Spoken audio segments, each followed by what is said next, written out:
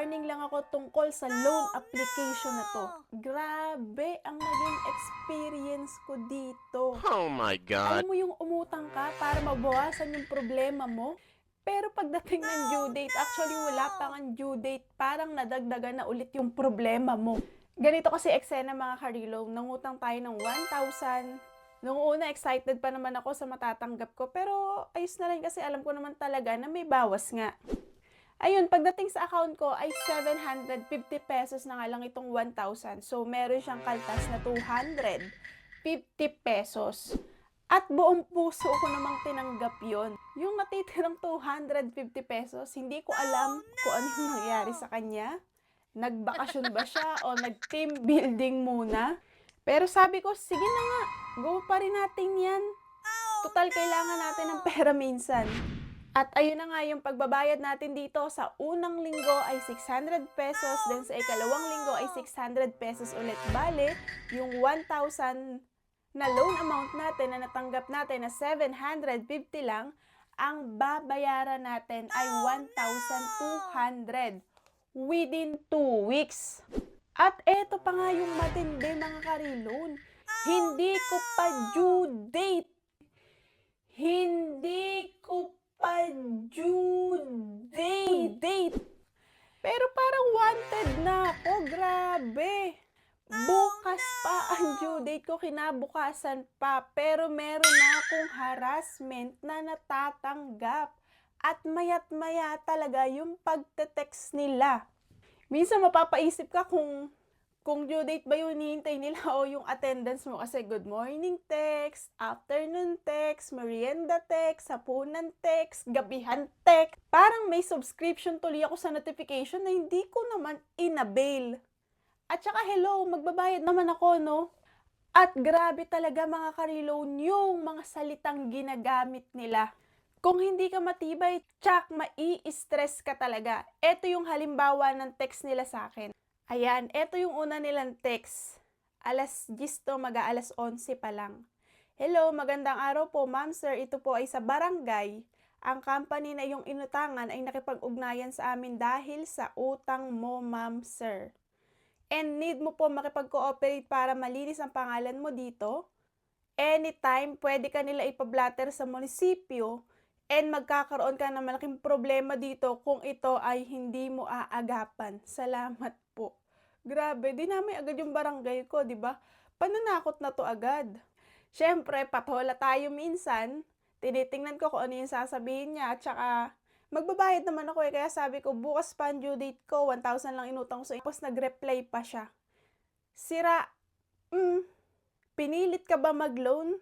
Sira na to, kang ganun pala. Utang kayo, ayaw nyong magtrabaho, kapal na mukha nito, isepel mo na yan. Kupal ka, kang ganun sa akin. Tapos hindi ko na siya nireplyan. Tapos ayan, nag-text ulit, text, ayan, yung mga text niya. Nag-message po ako sa Facebook mo, kaso di mo sinisin. Kaya kinuha ko na lang FB friends mo. Dahil binabaliwala mo kami, sila na lang po ang sisingilin ko. Kalakip ng selfie mo at ID mo. Pa-make sure na lang po makabayad ka bago mag 1 PM para di na sila maabala pa. Di po kasi kayo nasagot sa text at tawag salamat po.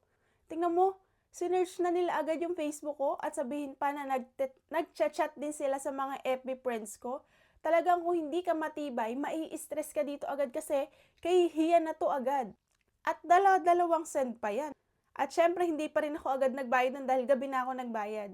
Last warning, ayan nag-text ulit sila.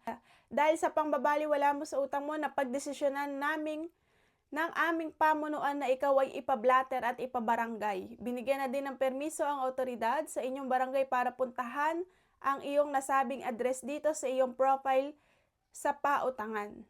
Kung wala kang mababayad on the spot, ikaw ay iimbitahan sa barangay para bayaran sa naturang utang. Kung wala kang maibayad, ikaw ay kukuhanan ng gamit sa halaga ng pagkakautang mo.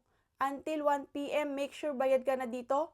Kung ayaw mo ng malaking abala, maging responsable ka sa utang mo dito. Akala mo naman milyon-milyon ng inutang ko. Akala mo naman kung magkano yung due date ko, 600 pesos lang naman yung due date ko. Sobrang liit lang nun para makatanggap ako ng ganitong mga harassment. Siyempre, hindi pa rin tayo nag-reply. Tas ayun, eto may sinend siyang mga number. wala dito yung number ng mga contact reference na inilagay ko dun sa application ko. Pero napansin ko, nandito yung number ko talaga. Siguro eto yung sabay-sabay nilang sinenda ng text blast, ganyan. Ang daming number, ayan. Syempre, bawal ipakita yung number dito, pero ayan, ang dami, tatakpan ko na lang. After nun, 2:00, kasi 1:00, hindi pa rin ako nagbayad. Nag-text na naman, kung ayaw mong maging magulo ang buhay mo, pues magbayad ka ng utang mo ngayon. Kung ayaw mong pagpiestahan yung pagmumukha mo bilang scammer, ipopost kita sa social media at sa lugar mo. Pag utang ang bait, pero pag singilan na pa victim, kesyo hinaharas, hoy, utangera, utangero, deserve mo lahat to, tandaan mo, kaya kitang trabahuhin, madali ka lang, lahat ng info mo meron ako. Pag wala kayang payment mo ng 3 PM, pagsisisihan mo, gagawin ko sa'yo. Grabe, diba?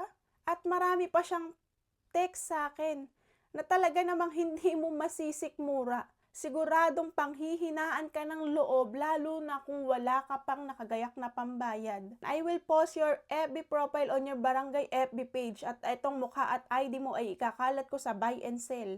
Lalagay ko, scammer ka, di ka marunong magbayad ng utang. Sinisigurado ko ngayong araw na ito, sisingaw ang baho mo sa lahat ng Facebook friends mo. Isa-isahin ko sila ngayong i-post. Pag bumukha mo, wanted, estapa, scammer. Grabe talaga to mga karilon. At ayun na nga, maga pa eh. Kakagising ko lang din ito eh. Yung tipong nagkakape ka pa lang, nagpapaka-relax ka para sa buong maghapon. Pero nung nakita ko itong mga notification na to, biglang sumakit yung ulo ko. Kaya ang ginawa ko mga karilong, nagbayad na ako. Dapat unang pagbabayad ko pa lang, pinul payment ko na agad itong 2,600 na to para tantanan niya na ako. Hindi dahil masaya ako sa experience kaya nagbayad na ako.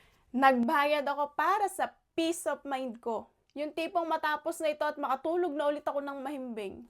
Akala ko tapos na ang kwento pero hindi pa pala kasi ayan, pagkatapos kong magbayad, nag-offer na naman sila ng 7,000. Ang laki ng in-offer mga karilon, ayan. Tas ganun pa rin yung terms nila, 2 terms, 3 terms, every 7 days pa rin. Natawa na lang ako. Sabi ko, parang kaka-break lang natin ah. Bakit gusto nyo na namang makipagbalikan? Parang hindi nyo ako pinaghaharas ako. Makapag-offer kayo ngayon ng 7,000 ah. Talagang no na lang talaga ako. Never na ako dito. Nakita ko na ang kalakaran. Hindi na ako naengganyo, hindi na ako nag-click. Kasi minsan mga karilon, yung pinakamagandang loan, yung hindi mo na lang kukunin. Kaya ang ending ko, delete account, goodbye, uninstall ka na rin sa akin. Thank you for the memories, thank you sa stress, thank you sa experience. Pero hanggang dito na lang tayo, hindi ko kaya yung pakikisama na meron ka peso X. Siya lang naman to kasi siya lang naman yung inutangan ko nitong nakaraang araw na na-approve. Kaya mga ka-reloan, bago ka mag-apply sa kahit na anong loan application, siguraduhin nyo na alam nyo yung buong kwento. Hindi lang approval, hindi lang pass approval, hindi lang pass disbursement, hindi lang yung terms. Tingnan nyo rin yung deductions, repayment, at kung paano sila makitungo sa mga kagaya nating borrowers. Dahil minsan ang pinakamahal na binabayaran natin, hindi naman yung interest eh, kundi yung kapayapaan ng isip natin. So disclaimer lang mga ka-reloan, etong video natin ngayon ay pag-share lamang ng experience ko. Wala po ditong halong paninira, eto talaga yung naranasan ko sa kanila. Nasa sa inyo pa rin naman kung gusto nyong mangutang dito kay Peso X, pero para sa akin ay talagang not recommended itong loan application na to base sa experience ko. At mga ka-reloan, kung gusto nyo pa nga ng maraming real talks, loan application reviews, warnings at experiences, huwag kalimutang mag-like, mag-share, mag-comment ka na rin ano yung experience mo dito kay Peso X or nagbabala ka bang mangutang sa kanya, ano na ngayon ang pasya mo? Syempre, para makatulong din tayo sa iba nating viewers. And ka-reloan, kung hindi ka pa nakasubscribe, ay pindutin mo na yan at hit the notification bell para lagi kang updated tuwing mag-a-upload tayo. And every week tayong may pipiling isa na mananalo na 100 pesos giveaway sa ating GCash. Mag-comment lang kayo at syempre dapat naka-like and subscribe din kayo sa channel natin. Kapag nireplyan kita, ano yung number mo, PM mo na ako sa page. Ako ang inyong ka-reloan na nagsasabi na sana makaahon na tayo sa pagkakautang and iwasan natin yung tapal-tapal system para hindi tayo tuluyang mabaon. At tandaan mga ka-reloan, kapag natapos mo ng bayaran at nag-offer ulit sila, minsan ang pinakamagandang sagot ay uninstall agad. So yun lang mga ka-reloan, maraming salamat sa inyong panonood. God bless you all and bye! At ito yung ating blush on. Kahit hinaras na tayo, kailangan fresh na fresh pa din tayo. May muta pa. Huwag tayong papatalo sa mga nanghaharas na yan. Labanan natin sila. Char, pero dahil utangan natin yan, syempre kailangan obligasyon talaga nating magbayad. Pero hindi natin deserve ang maharas ng bonggang-bongga kagaya ng naranasan ko. So, ingat-ingat lang tayo mga ka-reloan. Yun lang and bye!